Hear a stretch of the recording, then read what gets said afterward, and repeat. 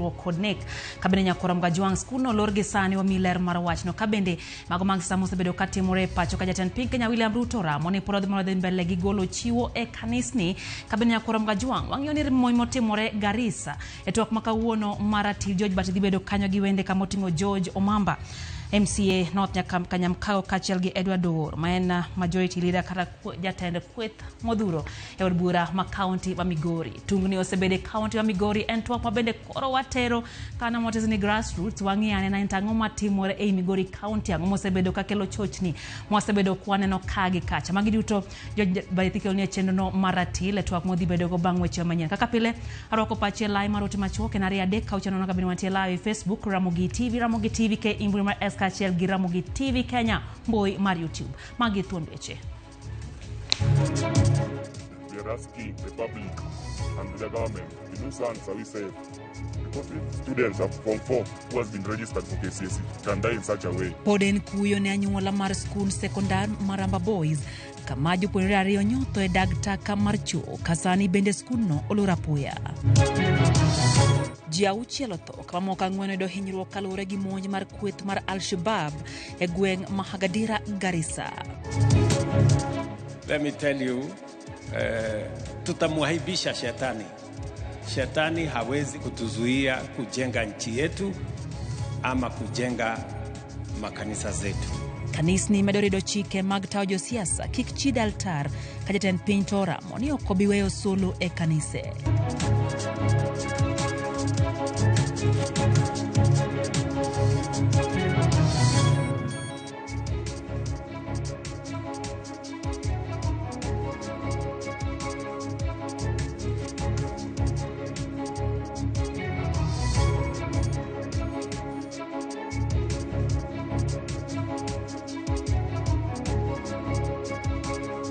Machiegni nyakora Mgajwang' chenro en Ratil wan jaloko mora Liz tieno nyinga Lydia Okeyo.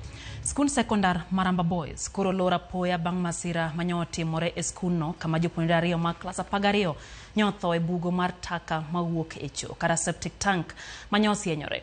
Rajafo mar juito monilero no moko kuom jopuonjre ywak ni ne gisechwalo ng'ur margi e wi chal mar bugo no to nyaka sani pokolose.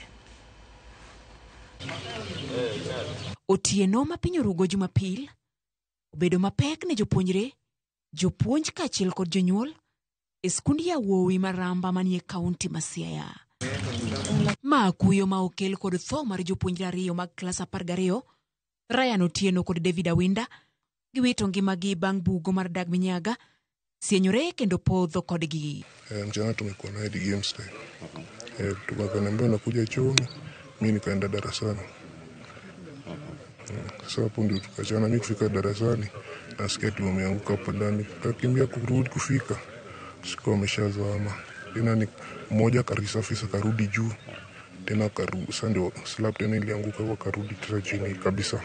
As the students of Ramba Nation, we are asking the public and the government the nuisance are we safe because if students of Form 4 who has been registered for KCSE can die in such a way and there is no immediate response to be given. What can we do as the students? Kaluwore kod moko kuom jopuonjre ma watwakgo, chal ka gima ng'ur mar midhiero mar bugoni ne osechwal ne tend skul, kata kamano duoko makare pok ne giyudo, magikone duoko bedo tho ma okawo ngima mar jopuonjre ma owinjo tiek skul giko higani. Academics walikuja kufanya inspection kwa shule, pia wakasema tuandike, hiyo pia iliandikwa. Kitu tu walifanya ni waliweka tiles kwa choo na wakapaka rangi. Alafu pia kuna choo nyingine huko kwa class section pia iko tu hivi. Yaani sijui ni choo ama ni nini. Ni kama yote tu ni hiyo septic. Sasa hawajatengeneza bado na pia bado inaporomoka. Ne kwa yudo duoko moro amora kowuok kuom telo mar skundni, kata kamano e twak marwa kod director mar somo e kaunti ma Siaya e yor ong'we yamo oyango tho mar jopuonjregi ma ringregi osechwalie kar kano ringre mabondo e kinde ma nonro pod dhi nyime. Somo bende ong'ikore kendo skundno olor ka jopuonjre mamoko to dhi pacho. Judith Omondi, Ramogi TV. Luoro podo kwa kochuny jodak mafafi e kaunti ma Garissa bang' kweth jonjore mag Al-Shabaab monjo kambi mar obila ma Kicha ma bia madho kendo onego ji auchiel ka moko ang'wen oyudo hinyruok. Report mar obila lero ni achijego notiyo gi gige lweny e teko kambino kar sa 10 makogwen. Jonjorego noyombo kod gige lweny ka nyaka sani apisas mag arita kotenore kod kweth obila makedo kod njore giseketo apedha kono ka kor nonro dhi nyime mar manyo jonjorego mapok oyang kwan margi. Report mar obila bende olero ni jokanyo 2 mag Al-Shabab nonegi kaachiel to noyudo hinyruok e kinde mag monjno.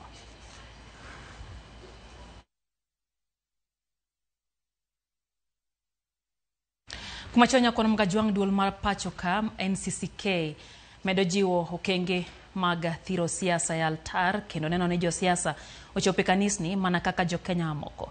E ote mar NCCK jotend kanisa onyisi mondo mi kik ting bad jotelo malo e kanisni kata luong nying jo siasa e kido manyiso ni giyango kaka jogo mantiere kod mbi. Aka jafwambo marwa Cynthia Onyango lero mane njalo jatend piny Rigathi Gachagua ochako yudore kama tek bang' ka otame thuolo mar loso e kanisa mar ACK gwenge ma Nyeri.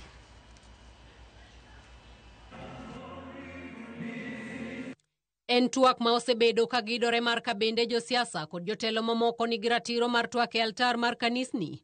Ka duol mar kanise NCCK koro wuok oko mar keto ler kaka owinjore jo siasa otim ka giyuoro e kanisni mondo mi gibed kanyakla gi jokristo mamoko e lamo.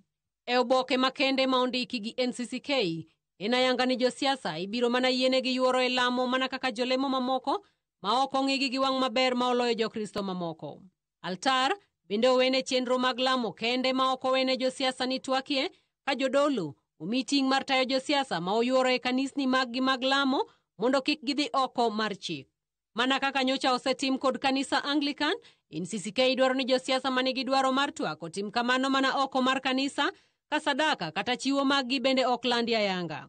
To ka opogore gi kaka osebedo katimore kinde ma okalo, NCCK dwaro ni jodolo othegre gi tim mar sidho jo siasa e altar kata lando chung' margi mar jo siasa e kanisa. Kaka yor chopo kare chikegi, NCCK ojiwo jodolo mondo mi owuo e dhok achiel ma ok opogore e paro. E kinde no ma NCCK ochiwo lendo mare, kanisni mamoko to osechako keto e tim chike makamago, karanyisi en mar kanisa Anglican mane olando mano juma mokalo kendo kawuono ne gimedo jiwe. Okang' makama ochako keto jalup jatend piny machon Rigathi Gachagua kama tek ni mar kaka ne otame loso e kanisa mar ACK Nairobi e kaka kawuono otame wuoyo e kanisa no bade Manyeri kama ne ochopo mar yuoro e nyasi mar sidho jadolo mar ACK ma Mount Kenya West Gerald Muridhi. Not in the Anglican Church. We can do peace crusades outside because you don't know when the slip of the tongue happened. So we will make all our statement. If we are jointly doing it with the politicians, we will do it outside of the church worship areas. In the church service is worship, and we are not going to allow any other speeches other than that which the church has organized as part of worship. Gachagua ne oyiene mana loso oko mar kanisa no kama otwake gi rawere ka ojiwogi ni kik ti kodgi e siasa mar duoko oganda chien. Cynthia Onyango, Ramogi TV. Mana jatend piny Kenya Uhuru Kenyatta kwa kanisa mondo mi olem ne Kenya kwa jotelo bende mondo mi ochik itgi ne ywak mar jopiny.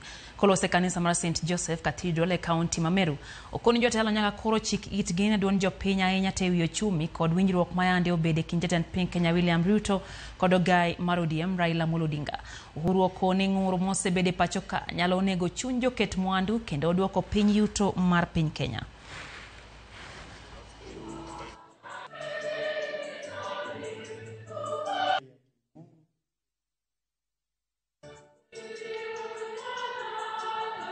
Ya mwisho, kwa sababu mimi sitaki kuongea sana siku hizi, mimi sio mtu ya kuongea mambo mingi, ni yangu tu ni kusema hiyo mambo ya maex, labda zamani, lakini siku hizi mimi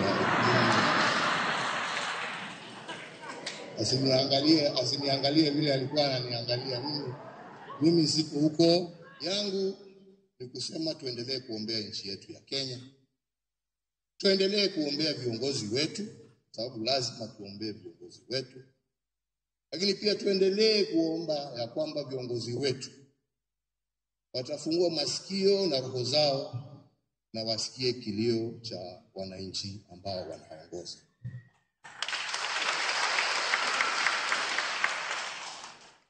You as the church have a lot of responsibility to ensure that our nation stays on the right path. Jatend piny Kenya William Ruto okoni obiro dhi nyime kod chiwo sir ne kanise kendo konyo e gerogi. Olose kanisa mar AIC mantiere Jericho e kaunti ma Nairobi kaka Walter Nyambaga leronwa. Hata kule State House mimi najenga. Na sehemu zingine nyingi mimi najenga. Na katika hiyo harakati ya kujenga pia kanisa la Mungu tutajenga. Kanisa abirogero. Kendo kata okwedo sirmaga, to kanisa tagero. Magi gin weche jatend piny William Ruto kinda lama ne obage kanisa mar African Inland Church, Jericho, Nairobi. Tutapia jenga makanisa na neno la Mungu litasonga mbele. Naona mnapata wasiwasi kama tujenge tusijenge. Let me tell you, tutamuhaibisha shetani. Shetani hawezi kutuzuia kujenga nchi yetu ama kujenga makanisa zetu. Mageti mureka jadolo mar AIC Joshua Kimuyu, odhi ataro kod chung mar kanisa mar Anglican.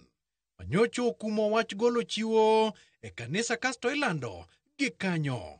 Jadolo Joshua okoni onge richo lando chiwo mangato golo. From a theological position, allow me to say that giving can be either. Can either be public or private. I know we cling on the verse that says, let the left hand not know the right hand. But the question is, how did we know how much David gave to sacrifice to the Lord? How did we know how much Solomon gave to dedicate the temple in Jerusalem?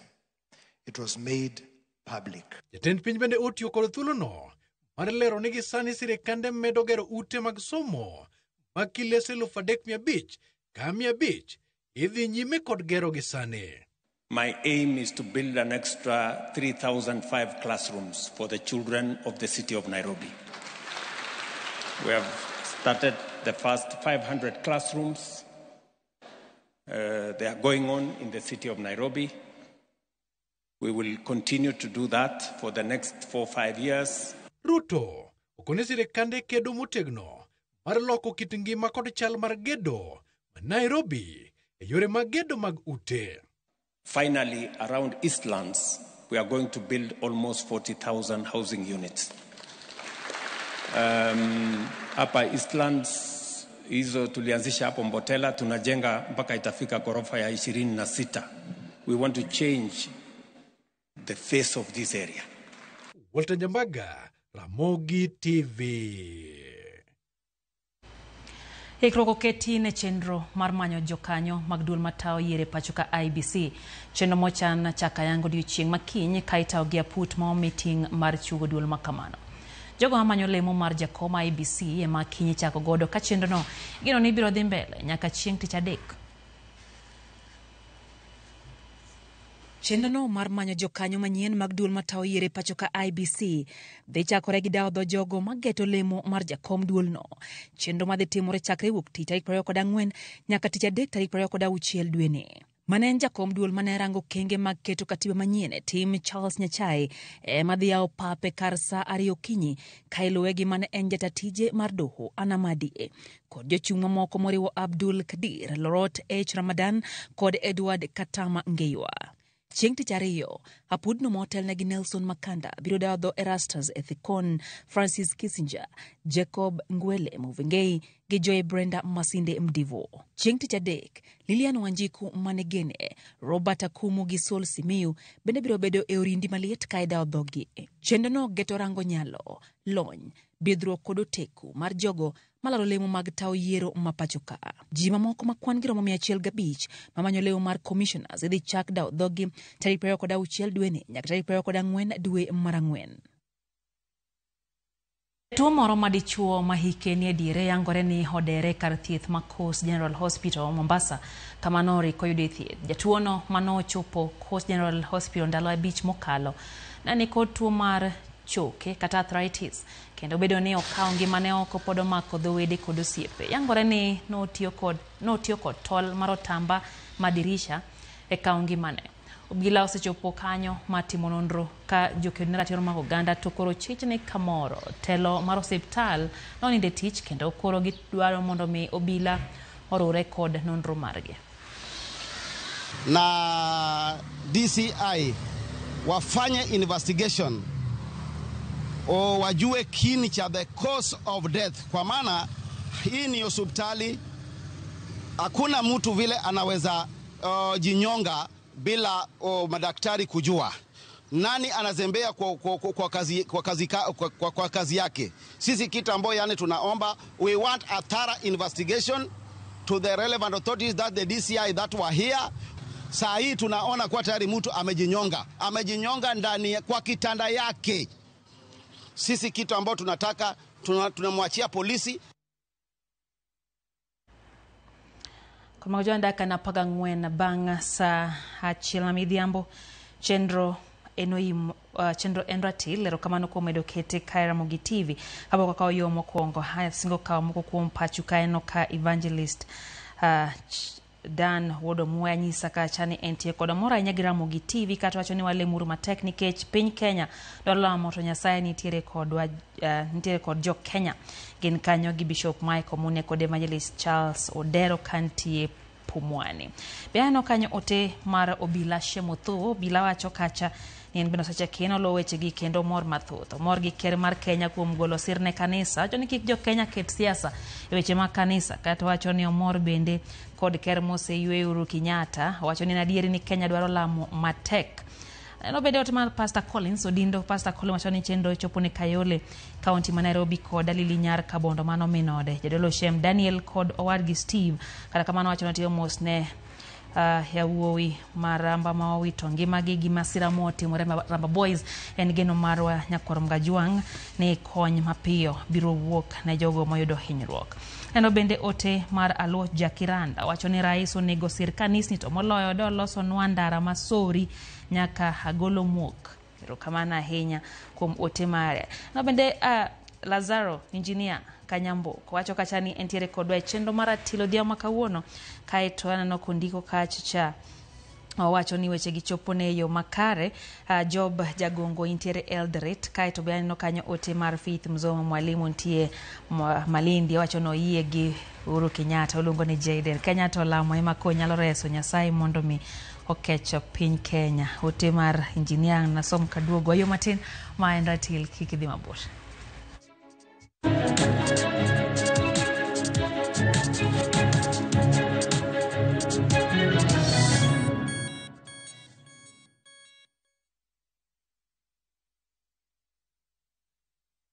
Join us for an unforgettable journey to the world's largest trade fair, the Canton Fair in Guangzhou, China, from 15th to 27th April. Explore thousands of products, meet global suppliers, and experience China's rich culture. Enjoy guided tours, shopping, and local experiences, all while discovering new business opportunities. Enjoy this and more in 9 nights and 10 days, starting from $2,450 per person sharing. Visit viewtravel.com or call and WhatsApp 0703-254-254. View Travel. Dream, explore, discover.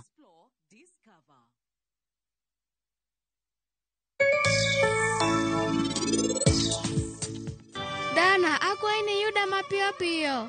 Nikech an kaya gombo neni ahinya. Asabedo kariti kuom higni mang'eny. Dana ing'e ang'o? An agombo neno anyuolana ahinya.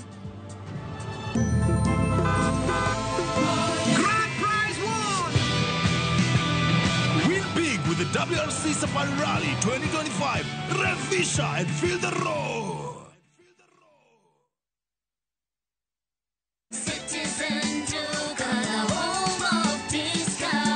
Msimu huu wa Ramadhan, save pakubwa na Citizen Duka, the home of discounts. Pata tende 500 grams kwa shilingi 289 kutoka 375, 2 kgs basmati rice kwa 589 badala ya 746, 2 kg ya unga wa ngano kwa 149 kutoka 171 na 500 ml maziwa kwa shilingi 45 badala ya 49. Kununua bidhaa hizi, dial *487*5#, chagua bidhaa unayoitaka, lipa na uchukue bidhaa hizi kwenye Quickmart Supermarket karibu nawe na uenjoy kusave. Citizen Duka, home of discount.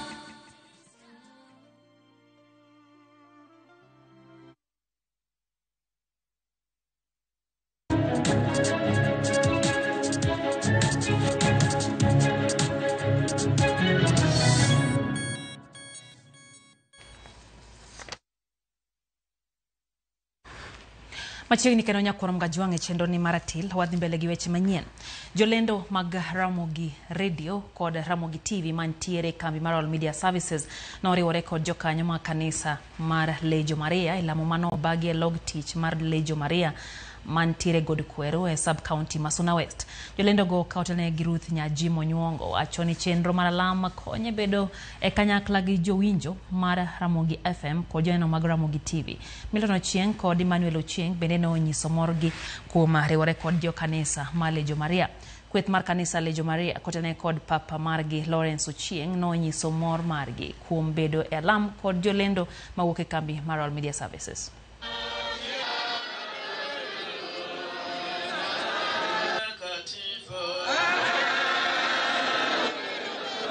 Kaka nyakalondo mar Ramogi kachiel kod Ramogi TV thothne wadwaro ga ni wachopo machiegni kama oganda wanitiere. Emomiyo kawuono ne wacho ni oyo wasedhi kanise mopogore opogore to kanisa mar Lejo Maria pok wadhiye. Kono waneno ni ber mondo mi wabi watudre kod oganda wa mag Lejo Maria. En gima duong' mokalo ni waduogo ka an awuon aduogo ka bang' higni 16 kapok aduogo e headquarter ka kendo en mor mara naduogo ka Hawi.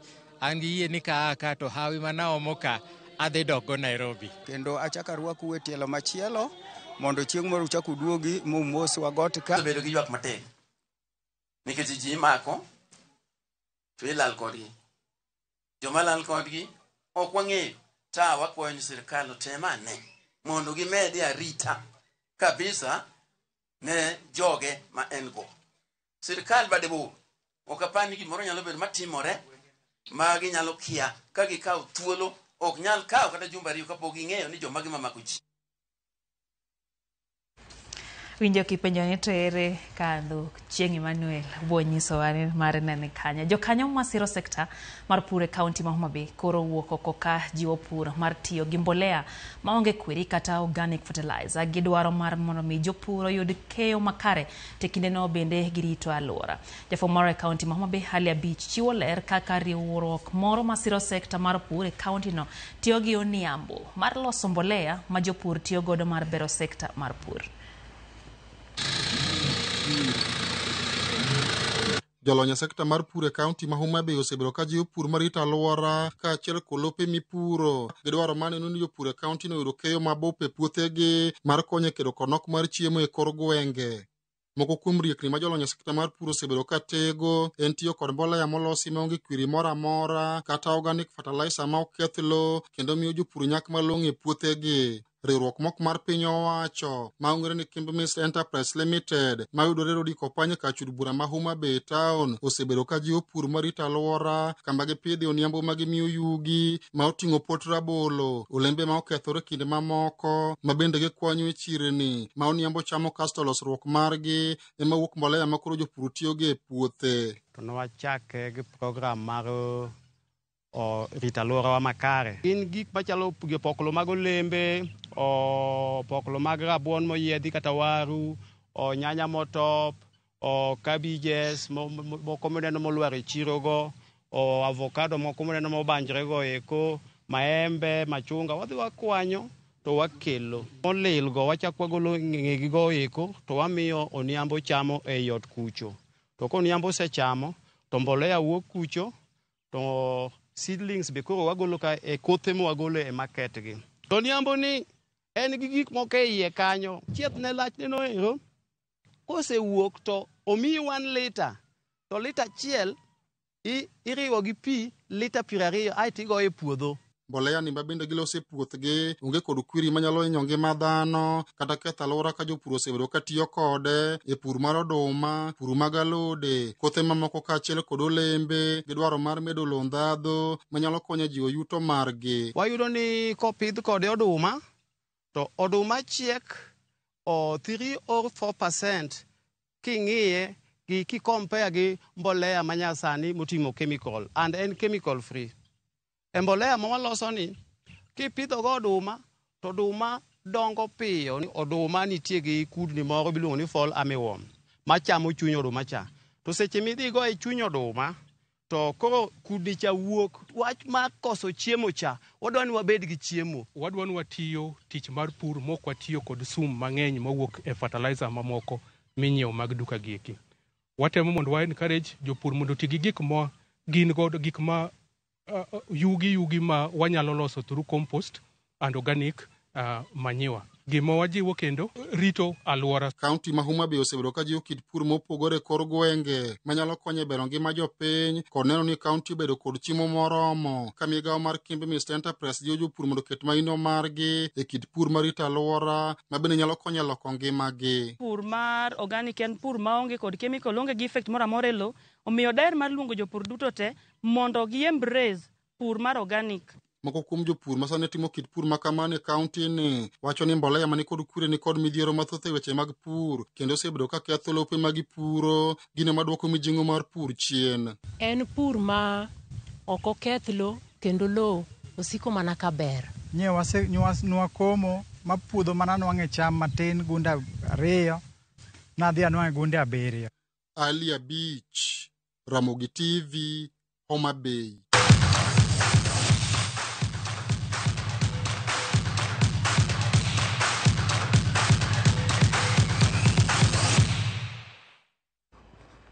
Mago mag tuke jatugo machon ne club mar Arsenal gi Chelsea Pierre-Emerick Aubameyang oloyo gonde 2 kendo konyo tim